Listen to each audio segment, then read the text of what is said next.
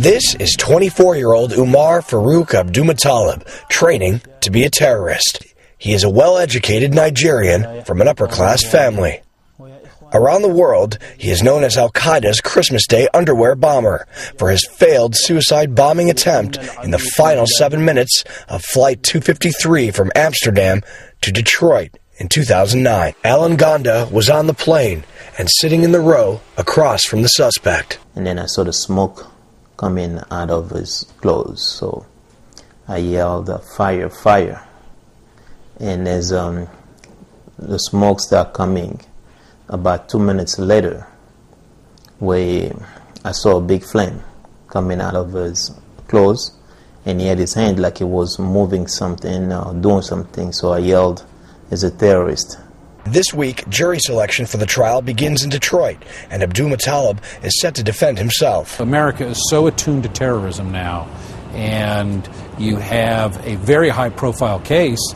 Can you seat a jury that will be able to fairly decide this defendant's fate? For the U.S. government, the stakes are high. A conviction on multiple charges could strengthen the argument that trying a suspected terrorist in a civilian court is better than hitting a military commission.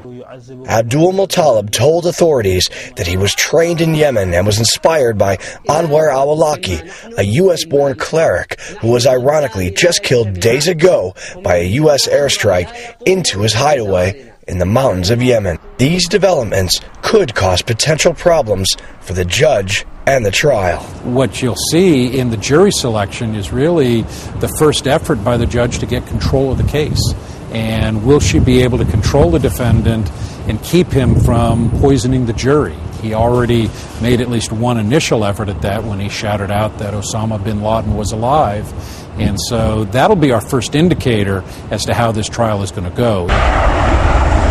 Abdulmutallab's breach of security was a major setback for airplane safety in the U.S. The Transportation Security Administration was using full-body scanners in some cities, but the attack accelerated their placement. Today, there are nearly 500 devices across the country.